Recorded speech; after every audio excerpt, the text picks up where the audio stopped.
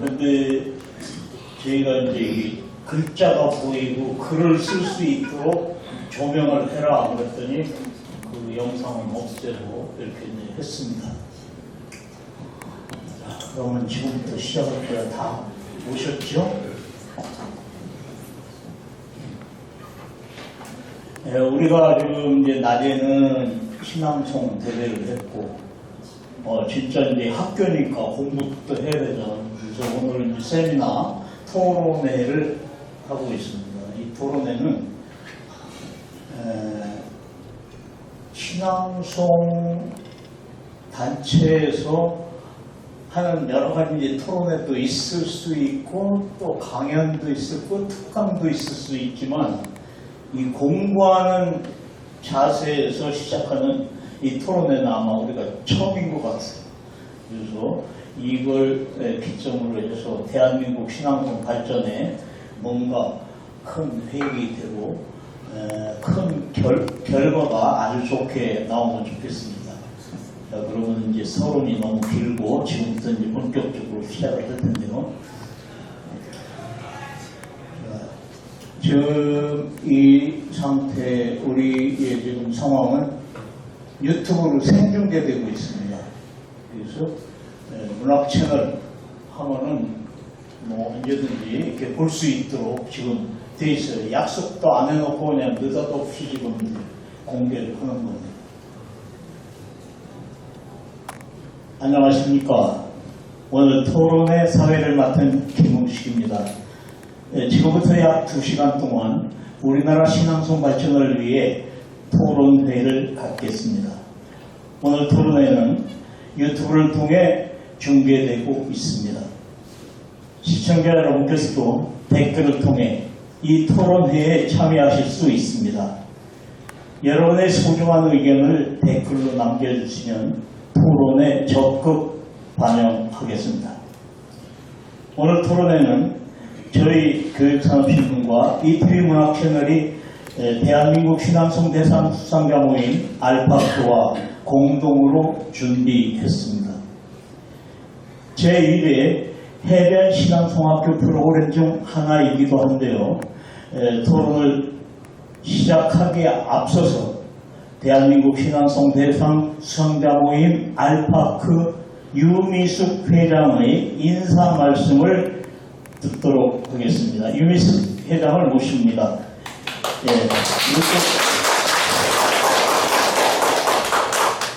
자, 요 앞에 서시면 됩니다. 요 앞에. 자, 여기 테이블 한 가운데 저쪽을 보고. 네, 말씀하시죠. 반갑습니다. 안녕하세요. 우리 알파크 선생님들. 네, 반갑습니다. 또 이쪽에는 어디서 오늘 대회에 참가하셨죠? 네, 좋은 성적 내신 선생님도 계시고, 1등 하셨죠? 예, 오늘 차 사주셨다고 맛있게 마시고 있습니다. 축하드립니다. 네, 또 오늘 입상이 안 되신 분들 또 다음에 9월 달에도 또 기대해 보시고요. 이렇게 오늘 그 알파크하고 문학채널이 함께하는 이 행사가 참 의미가 저는 굉장히 많다고 생각을 합니다. 제1회이고요. 또 신앙송 심사에 대해서 각 패널 분들의 좋은 말씀을 들을 것 같은데 또 패널 중에는 저희 알파크 회원 중에서 노무선 선생님 또 우리 김태르 선생님 많은 경험을 가지고 좋은 말씀을 해주실 거라고 믿습니다. 오늘 좀 날씨가 많이 무더웠는데도 이렇게 해변 신앙송학교에 찾아주셔서 감사를 드리고 오늘 이 시간이 여러분들 신앙송 발전에 큰 획이 되셨으면 좋겠습니다. 건강하신 모습으로 오늘 잘 마무리하시고 내일까지 멋진 신앙송학교 생활 하시면 좋겠습니다. 고맙습니다. 아울러서 이 행사를 가장 많이 애써주신 우리 김웅식 대표님께도 큰 박수 한번 주십시오. 예. 고맙습니다. 오늘 함께 힘든 시간 되었으면 좋겠습니다. 고맙습니다. 네, 오늘 감사합니다. 오늘 토론회는 5분의 패널을 모셨습니다. 이름 가나다 순으로 먼저 법학박사 김정훈님이십니다. 광주에서 오셨습니다. 다음 한국문화예술교육원 김태근 원장님이십니다. 경남 충청에서 오셨습니다. 다음 문학박사 노금선님이십니다. 대전에서 오셨습니다. 다음 고등학교 교사인 배정숙님 오셨습니다. 바로 이곳 부산하고도 달맞이고개, 현재 있는 곳이 달맞이고개거든요. 추리소설문학관 바로 옆에 있는 아파트에 사신다고 합니다. 김성종 추리소설문학관은 바로 이곳에서 약 200m, 직선거리 한 150m 밖에 안 떨어진 그런 거리에 지금 문학관이 있습니다. 혹시 오늘 다녀오신 분 계신가요? 우리 일정이 너무 빡빡해서 한 분도 안 계시네요. 자, 아무도 없는 걸 보니까 제가 좀 잘못한 것 같습니다. 자유시간을 충분히 줬는데 너무 피곤하셔서 휴신이라고 숙소에서 많은 시간을 가지셨던 것 같습니다. 다음 마지막으로 신앙송가 하정철님이십니다. 이곳 부산에서 오셨습니다. 그리고 전국에서 몰려오신 방청객 20여 명이 지금 박수를 치고 있습니다. 우리 모두 다 같이 지금 시청자가 보고 있습니다. 시청자 여러분께 인사하시죠. 안녕하세요. 안녕하세요. 다 같이 인사를 했습니다. 여러분 감사합니다. 그리고 토론의 장소를 제공해 주신 이곳 달맞이고개 카페인 부산 관계자 여러분께도 감사드립니다. 잠시 준비한 영상 보시겠습니다. 이곳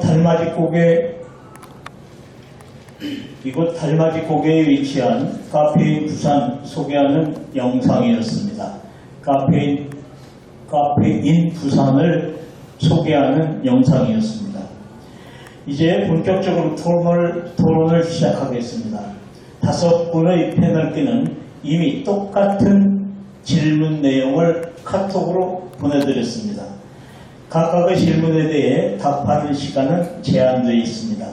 한 사람이 너무 많은 시간을 사용해서는 안 됩니다. 원활한 진행을 위해 협조해 주시기 바랍니다. 자, 첫 번째 질문입니다. 신앙송이란 무엇인지 간단하게 정의한다면 어떻게 정리할 수 있을까요? 짧게 말씀해 주시죠. 먼저 김정훈님부터.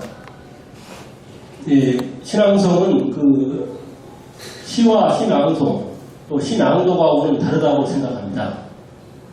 낭독은 이렇게 보고 이렇게 한 반면에 시낭송은 그 낭송 그 차후에 점수표도 이렇게 있습니다만은 일단 낭송이 된 후에 낭송이 들어가지 않냐 하는 점에서 낭독하고는 다르다고 봅니다. 그리고 또한 이 시낭송을 통해서 시인이 시를 작가님으로서 쓴다 하면 이 낭송가님은 그 시인뿐만 아니라 시의 저변 확대에 대해서 크게 일조한다는 점에서 우리나라의 그 시낭송의 저변 확대는 아주 중요하다고 느껴집니다. 그런 점에 있어서 문학 채널이 앞장서 활동을 해 주심에 대해서 심심하게 감사 말씀을 드립니다. 네, 감사합니다. 다음 김태근님은 어떻게 정리하시겠습니까? 네, 신앙송이라는 것이 하나의 문학이라고 저는 생각합니다. 그 중에서도 문학의 꽃이라고 생각합니다. 시가 씨앗이라면 그 씨앗에 물을 주고 나비를 불러 모아서 감동을 주면서 그 감동으로 꽃을 피우는 일이다. 이렇게 생각합니다. 그리고 우리가 시를 낭송할 때는 곡비의 마음으로 낭송하면 더욱더 감동적으로 전달할 수 있다고 생각합니다. 시가 위기지향이듯 신앙송은 자신의 목소리에 귀를 기울이고 자신에게로 떠나는 여행이라고 생각합니다.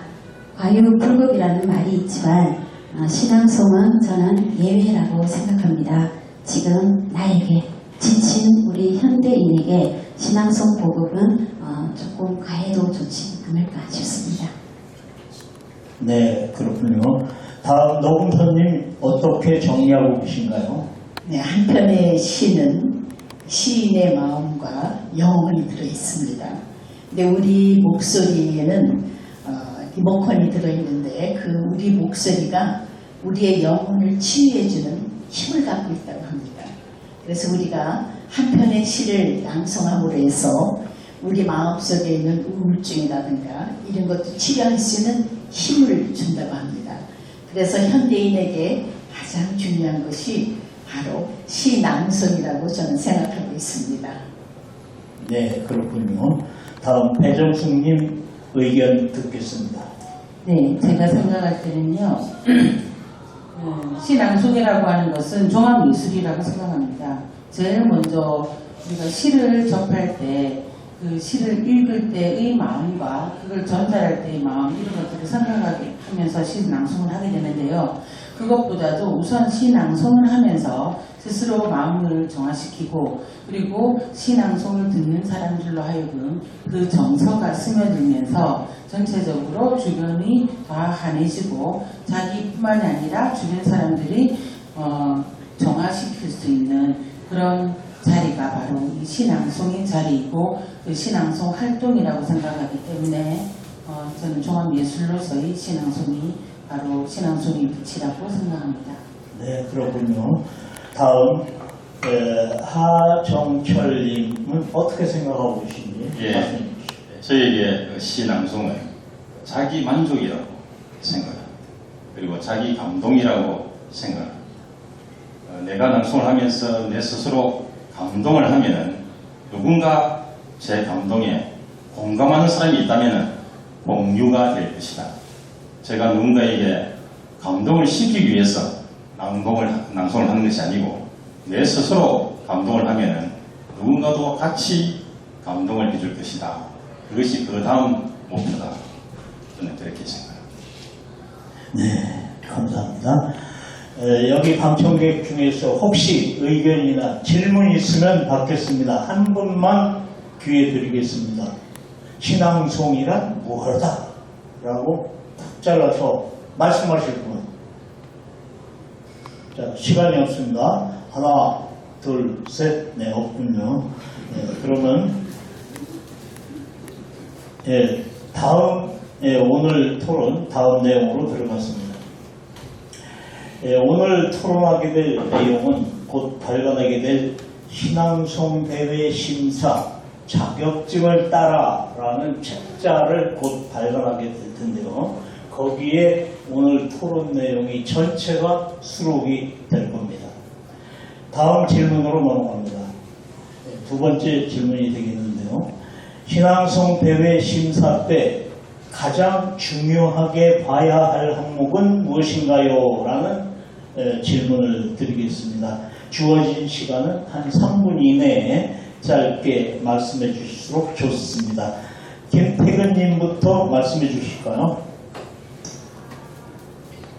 네, 신앙송 대회에서 우리가 시의 선택, 또 예절, 또 시의 이해, 표현력, 감동지수 이렇게 다양하게 있습니다. 이것들 중에서 저는 가장 중요한 것이 감동이라고 생각합니다. 누군가에게 감동을 줄 수 없다면 신앙송이 아니다라고 저는 생각하고 있기 때문에 전달을 넘어서서 누군가의 가슴을 쿵쿵 두드릴 수 있다면 이것은 신앙송이라고 생각하고 우리가 심사를 볼 때 가장 중요하게 여겨야 될 것이 마이크를 조금 떼고 하세요. 여기 턱 밑으로. 예. 감동을 줄 더 떼고 그냥.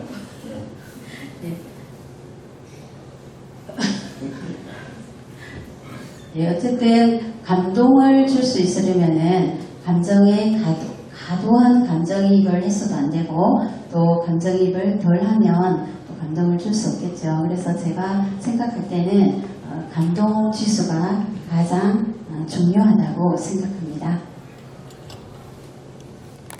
네, 이제 말씀 들어봤습니다. 다음 노금선님 마이크 받아주세요.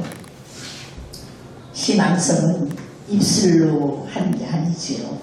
신앙성은 그 시인이 쓴 시를 우리가 얼마만큼 이해하는가, 그리고 기시를 얼마만큼 전달할 수 있는가.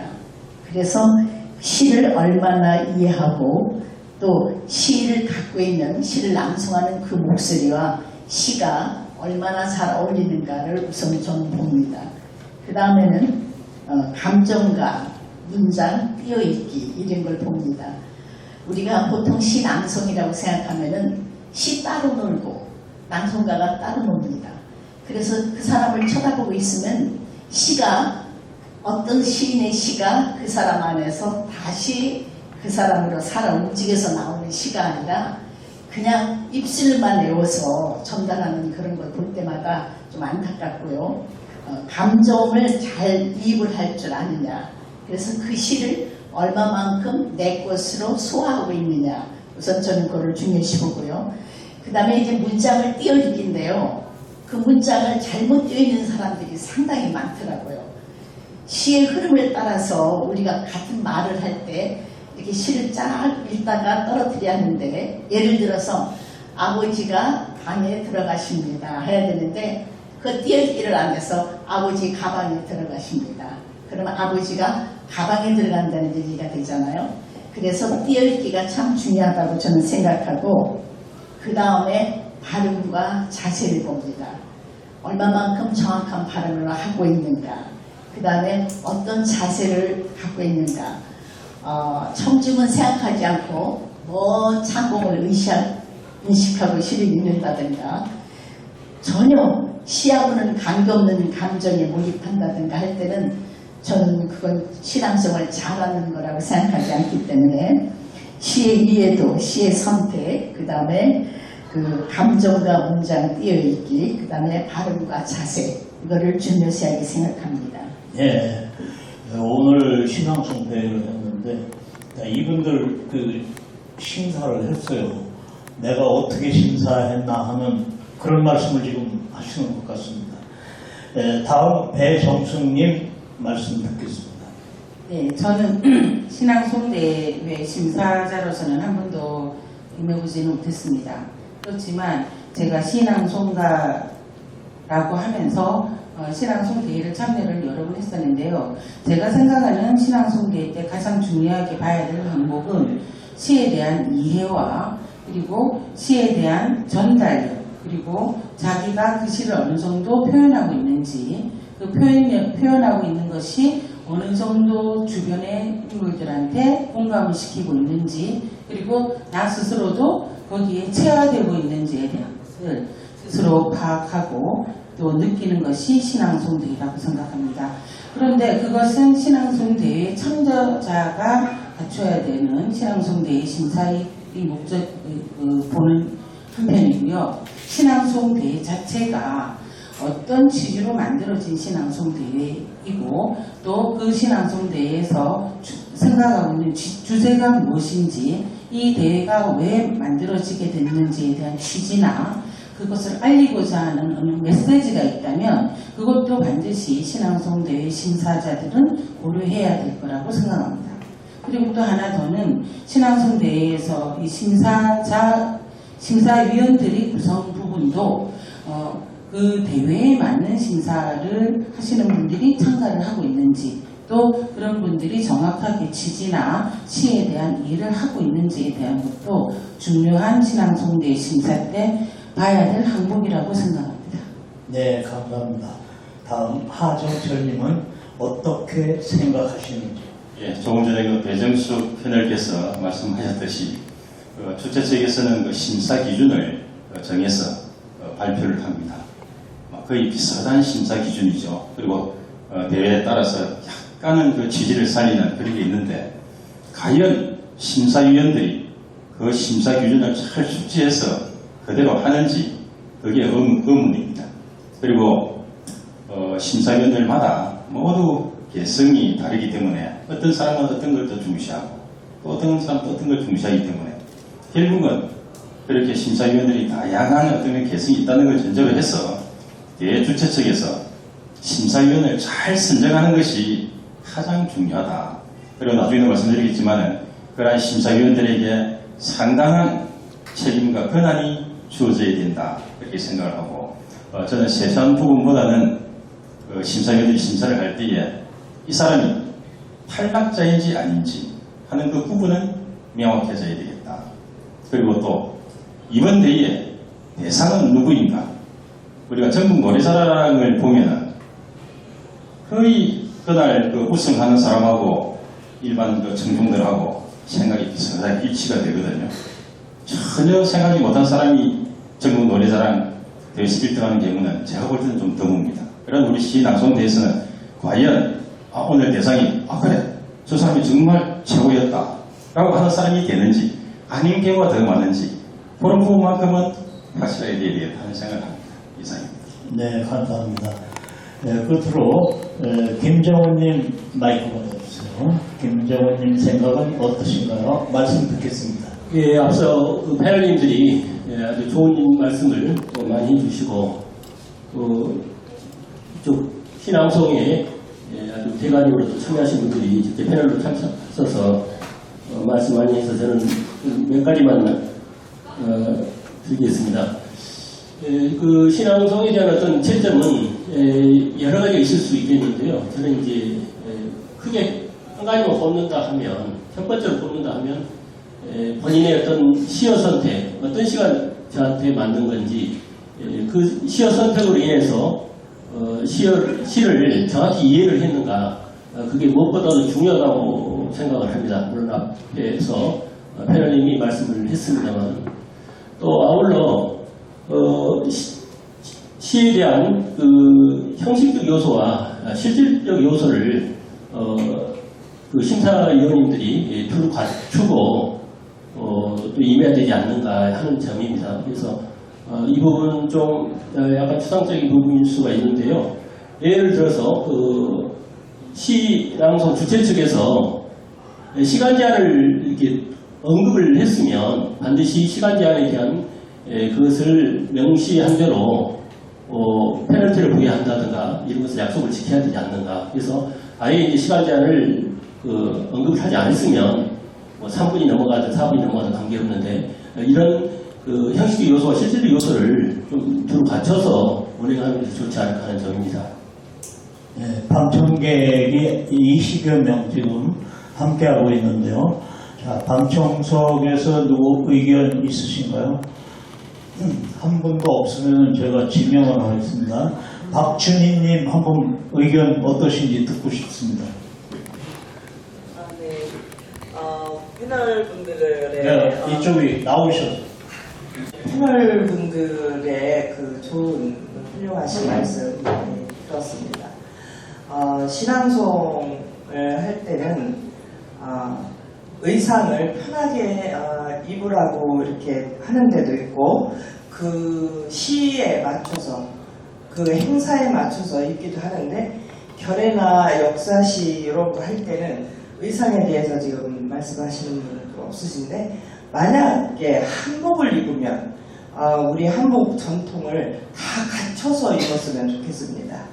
어디에서 신앙송을 하는데 무대로 올라가는데 치마를 걷어치고 올라가는데 보니까 속에 청바지를 입고 양말도 하시고 쓰리퍼 신고 올라가는데 정말 우리나라 그 망신을 다 주는 것 같은 그런 생각이 들어서 한복을 입으실 거면 제대로 벗어내 우리 고모신에 다 갖춰서 그렇게 입고 또 꼭 한복이 아니어도 성의껏 깔끔하게 이렇게 좀 정숙한 자세로 이렇게 임해 주시면 좋을 것 같다는 생각이 들고요.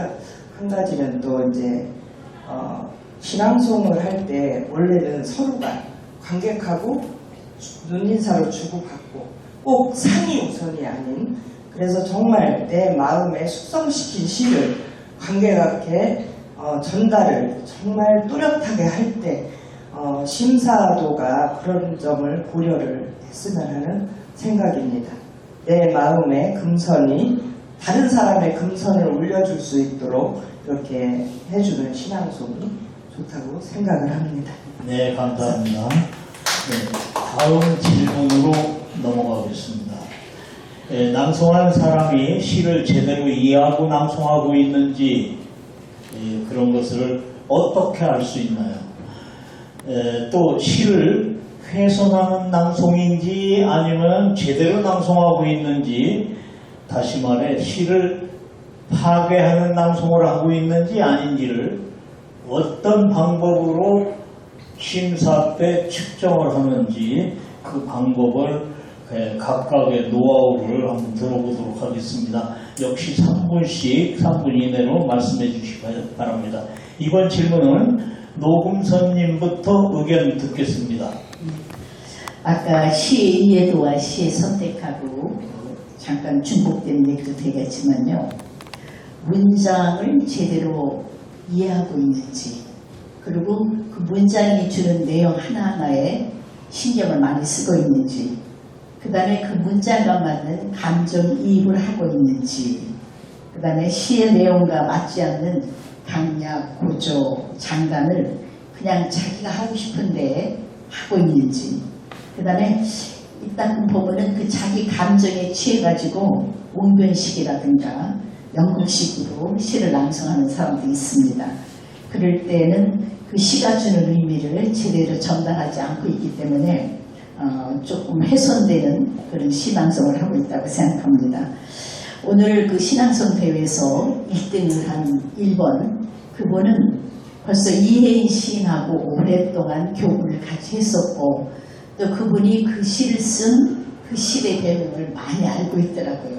그러니까 그분은 그 시를 충분히 자기 것으로 소화를 해서 낭송할 수 있는 그 시에 충분한 이해를 갖고 했기 때문에 이번에 심사위원들이 아마 그분의 시를 전부 1등으로 뽑지 않았나. 그러니까 시인이 그 시낭송가가 시를 어떻게 낭송하느냐에 따라서 듣는 사람들의 평도 거의 똑같이 나와요. 그거는 벌써 저 사람이 시를 얼마만큼 이해하고 낭송하는가를 심사위원들도 알고 있고 청중들도 알고 있다는 얘기거든요. 그래서 시의 이해도가 굉장히 중요하기 때문에 시를 훼손하지 않고 낭송하기 위해서는 그 시가 갖고 있는 그 내용, 감정 이런 거를 충분히 자기 것으로 소화해서, 특히 또 시인의 양력, 경력, 이 시가 어떻게 써졌을까 하는 그 분위기를 파악하는 것도 중요하다고 생각을 합니다. 네, 감사합니다. 다음 배정숙님 의견 듣겠습니다. 네.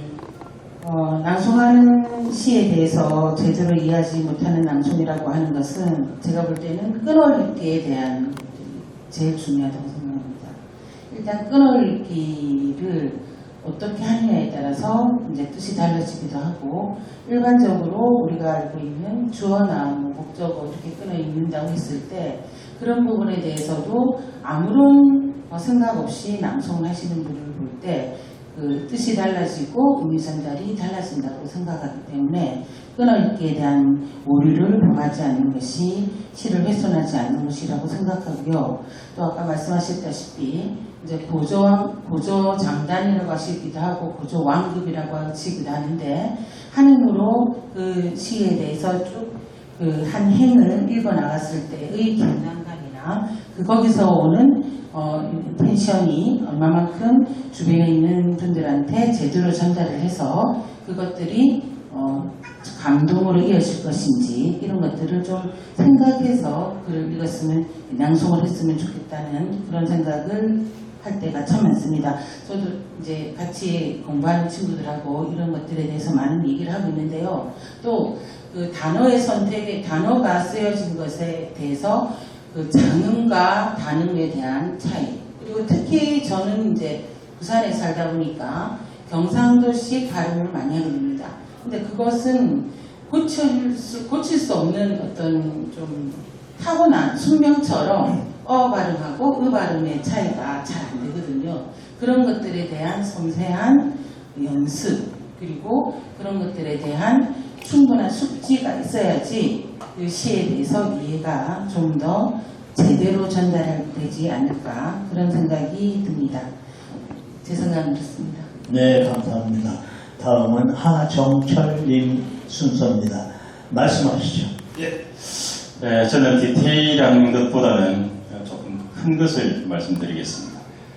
저희들이 그 시낭송 행사 때 하는 낭송하고 또 시낭송 대회 때 하는 낭송은 조금 차이가 있다라고 저는 생각합니다. 그래서 시낭송 대회에서는 너무 자신감 있게 거의 달달 외워서 난 이 시를 완전히 이루고 있다 하는 그런 자신감을 보이는 것보다는 차라리 조금 전에 말씀한 것처럼 약간의 어떤 긴장감, 좀 들림 그런 게 있으면서 마치 이 시를 오늘 처음 낭송하는 것처럼 자기 스스로 그 시를 맛을 음미해가면서 그리고 청중들도 저 다음에 또 어떤 시가 나올까 하고 그 같은 템포로 청중들이 들을 수 있도록 그렇게 하는 것이 저는 더 유리하다.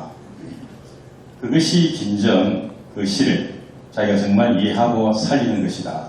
저는 그렇게 생각합니다. 예, 다음 김정은님 마이크 받아주시고요. 예, 말씀하시죠.